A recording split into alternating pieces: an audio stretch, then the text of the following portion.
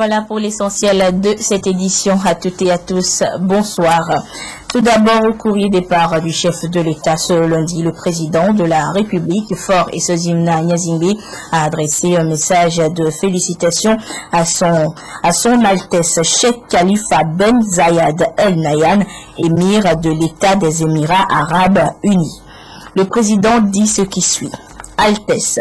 Au moment où le peuple émirati s'apprête à célébrer l'anniversaire de sa fête nationale, il m'est particulièrement agréable de vous adresser au nom du gouvernement et du peuple togolais ainsi qu'en mon nom propre, mes très vives et chaleureuses félicitations.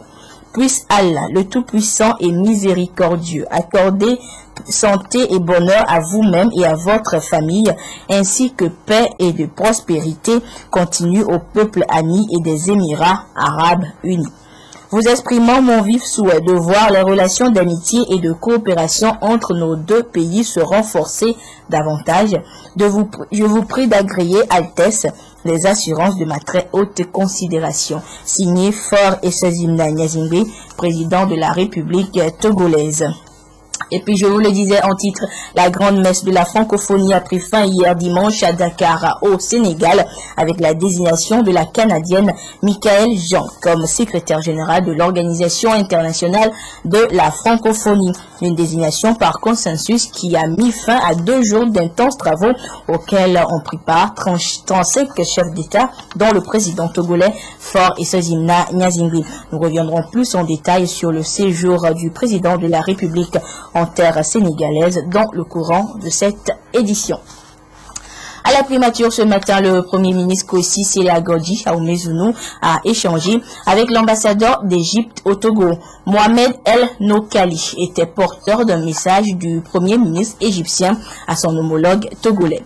L'état de la coopération entre le Togo et l'Égypte était également au menu des discussions. Nous écoutons le diplomate égyptien à la fin de son entretien avec le chef du gouvernement. Il était au micro de Clarisse Atiklé. C'était pour remettre une lettre du Premier ministre égyptien à son frère, le Premier ministre de la République togolaise. La relation entre le Togo et l'Égypte, il y a une continuité depuis l'indépendance jusqu'à aujourd'hui. Le drapeau égyptien n'a pas cessé de flotter sur l'ambassade d'Égypte. On a toujours été présent malgré tous les moments libres. Bon, je crois que les relations sont des relations excellentes. Il y a de bons rapports économique, il y a un programme de coopération, de renforcement de capacités et de stages, de bourses que l'agence de développement égyptien entame pour les stagiaires et togolais, et ça avance dans de très bonnes conditions. Il y a prochainement un protocole de coopération culturelle qui sera signé prochainement entre les deux pays.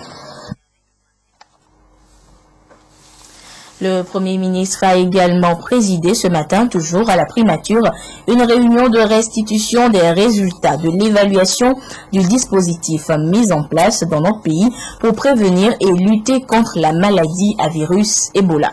Les responsables du ministère de la Santé, de l'OMS et du comité de lutte contre la maladie Ebola ont pris part à cette réunion. Écoutons la représentante de l'OMS au Togo qui fait le point de la réunion, toujours au micro de Clarisse Atiklé. L'OMS a catégorisé le pays en pays touchés et en pays qui ne sont pas encore touchés.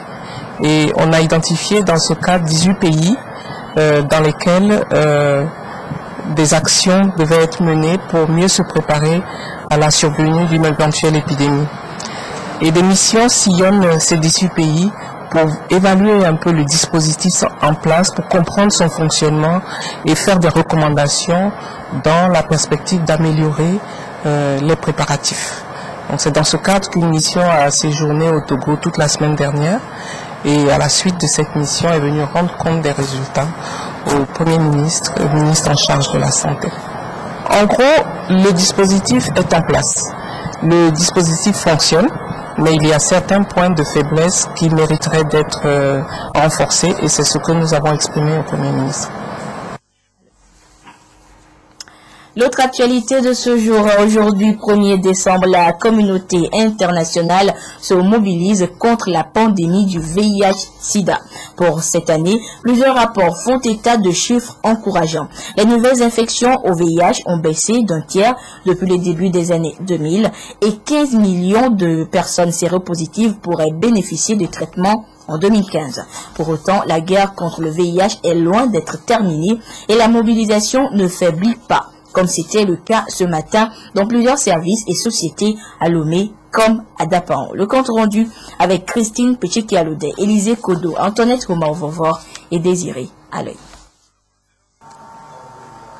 La 27e édition de la Journée mondiale de lutte contre le sida met l'accent sur les personnes vivant avec la maladie. Elles en souffrent déjà et il faudrait plutôt les aider à vivre plus longtemps avec, au lieu de les exclure. Au port autonome de Lomé, les travailleurs ont été sensibilisés sur les modes de transmission, les signes cliniques, les mesures de prévention avec un accent particulier sur les conséquences de la stigmatisation. La personne qui vit avec le VIH-Sida se sent seule et ne peut pas donner le meilleur de lui-même. Pour une meilleure prise en charge, il faut se faire dépister et connaître son statut sérologique. Sur place, un dépistage gratuit a été organisé. À la Société togolaise des eaux, la journée mondiale de lutte contre le VIH-Sida n'est pas passée inaperçue. Là, c'est la stigmatisation qui est au centre des débats, d'où le thème zéro discrimination à la TDE. Nous avons décidé de nous battre contre la stigmatisation pour amener tous les agents à s'accepter mutuellement. Les pairs conseillers de la société ont sensibilisé le personnel à adopter de bons comportements pour éviter la contamination au VIH-Sida ou à vivre longtemps avec si on l'a déjà contracté. La Sotral a mené une sensibilisation à l'endroit des passagers, conducteurs et personnels relevant de son administration. Le défi a mené la population à une prise de conscience afin d'avoir zéro infection en 2015. Nous avons profité de la célébration de cette journée mondiale de lutte contre le sida pour organiser cette manifestation qui tend à renouveler la sensibilisation. Une opération de dépistage gratuite sera organisée par la Sotral à l'endroit du public le 6 décembre prochain. À travers cette causerie, débat de réflexion et de partage avec les membres bénéficiaires du projet Bon Samaritain, l'Alliance biblique du Togo entend œuvrer pour l'atteinte de l'objectif zéro nouvelle infection, zéro discrimination, zéro décès au Togo. Un paradigme est fondamental, il faut lutter contre la discrimination. Tout comme l'Organisation mondiale de la santé, l'Alliance biblique du Togo se fixe un objectif ambitieux d'aider à combler l'écart entre les personnes ayant accès aux services de prévention et ceux ayant accès aux ARV. Au plan national, la prévalence en régression interpelle encore les populations à œuvrer en s'impliquant individuellement ou collectivement et d'une manière efficace dans la prévention. La CET, depuis quelques années, sensibilise son personnel dans ce sens. Cette année est dans le cadre de la 27e journée mondiale du sida placée sous le thème « Zéro discrimination, excluant le VIH, pas de personnes vivant avec le VIH ». La CET a voulu organiser cette journée à Dapaon pour sensibiliser son personnel sur les voies de contamination du sida, les moyens pour limiter la contamination et le comportement des personnes vis-à-vis des personnes vivant avec le VIH-Sida. La sensibilisation de la CET a été soutenue par l'ONG Aide Togo et la Miss Togo 2010 pour attirer l'attention de tous sur la discrimination et la stigmatisation et appeler le personnel à l'application stricte des ABCD, abstinence, bonne fidélité, condom et dépistage.